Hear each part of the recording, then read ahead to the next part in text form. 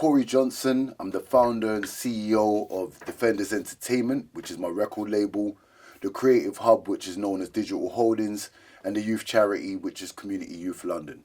Independent spaces that help and support young people. And we've been blessed and fortunate that over the years, we've been the training ground for a lot of the industry. So in the business, I'm there #Darthmore, or for those who know me, I'm #Entreprenegro. I'm born and raised in Brixton, from South London. I'm third generation Windrush descendant, I guess you could say. My granddad, he stowed away on HMT Windrush. So when he landed, he first spent 6 months in prison. When he came out, him and his friends, without being able to read or write, they then decided to be entrepreneurial. So the entrepreneurial spirit was always in me.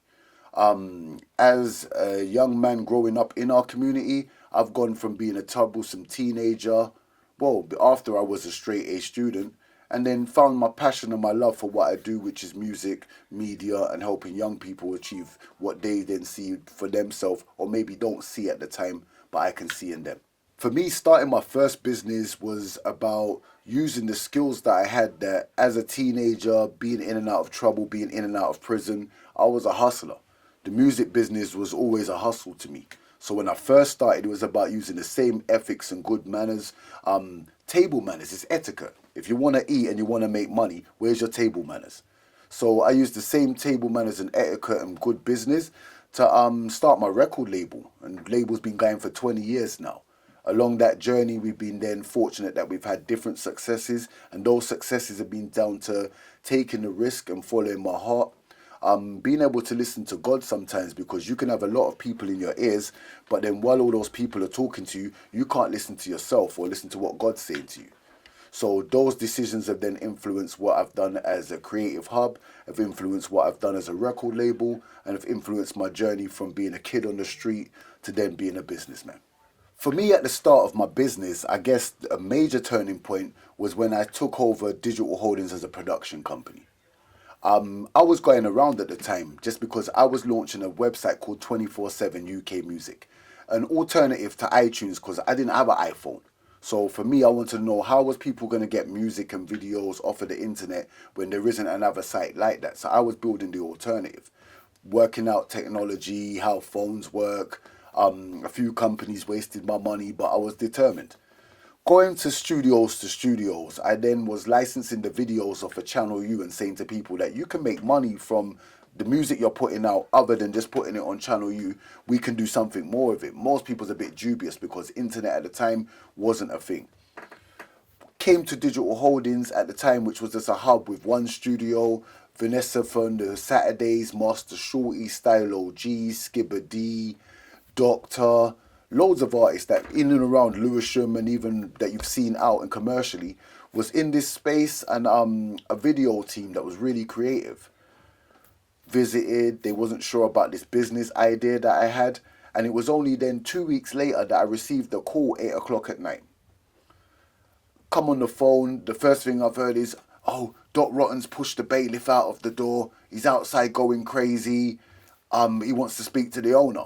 Bearing in mind, I don't know the postcode, I've never had a cup of tea here, only just maybe been around the place once or so. So I said, okay, then put the bailiff on the phone. Hello, mate, what seems to be the trouble? Oh, well, I'm owed after wax and tax, then I've got a walk-in possession order. Boom, after I've been pushed out tomorrow, I'll come back with the police. I've got 24 hours. So I said, all right, then sorry about that. I've been on holiday. But obviously, what can I do to resolve this situation? How much do I owe you? Because we must be able to get a payment plan. No, there's no payment plan. There's nothing like that. So I said, all right, then no problem. How much do I owe you? Well, after court fees, wax and tax, 19,000, and maybe 300 and something pounds. I said, okay, then no problem. Take my number. I'll give you a call. So what would you do?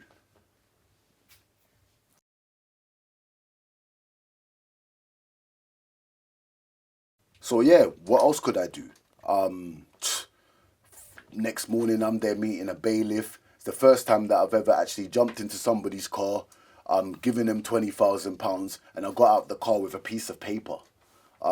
confused because I've never been to college, never had a job in my life, never even filled in an application form, and then now I own a studio.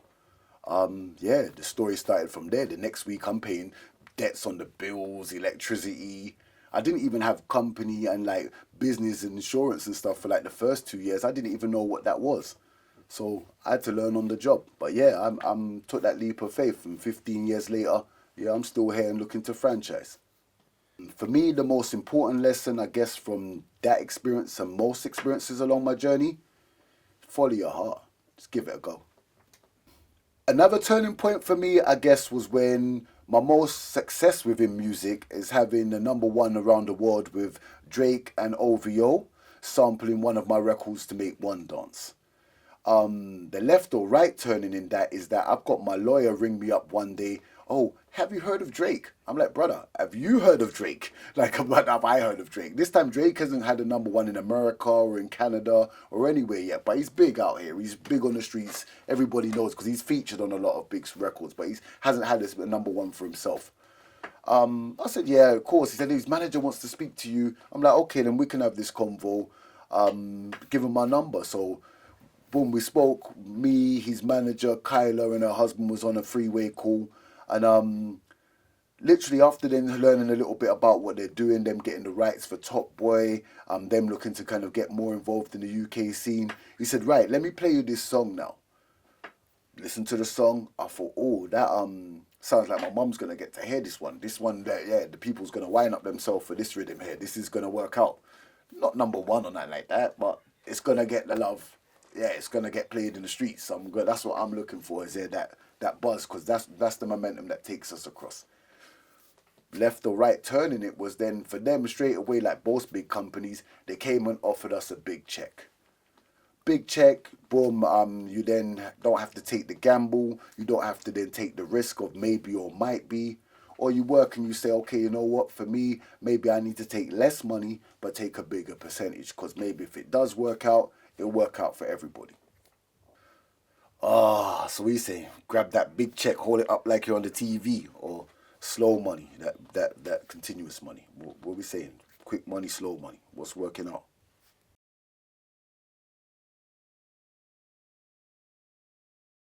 Come on, man. The plaques are on the wall. Like, it's there, innit? Come on. What do you want me to do? Sell myself short? Yeah, man. Google it, man. Yeah. Boom. Big up to God. Big up to my mums. And obviously to OVO on the team. Drake's first number one in 15 countries. Gone diamond and multi-platinum. So then in the world, that then makes me the youngest CEO of any label to go multi-platinum and diamond, as well as it's the third longest record as far as being consecutive 15 weeks in UK music history. So yeah, so we've broken records past Brian Adams and Whitney Houston's and some of them songs that your mums and dads listen to. The third situation, I guess I'll take it a little bit back because I guess that's when I made my biggest life choice. So growing up in Brixton, yeah, I'm a young kid in a gang. Where at the time it wasn't about then having a gang in every estate or in every street. It was about one popular boy from each estate, and we was the gang in the borough. So growing up, we was naughty kids taking time and bunking off of school. And I remember I was meant to be at school one day. No, I wasn't. I was meant to be at a family event. My friend phoned me up and said, "Oh, boom, we're gonna come at 9 o'clock and grab you because we're gonna go and rob the bank in Putney."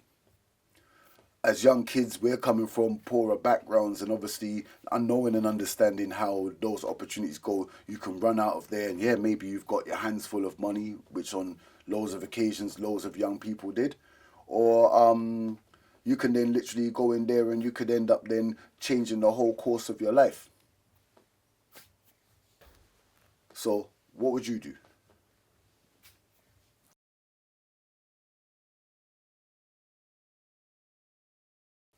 I decided to go and get that money and ended up going to jail.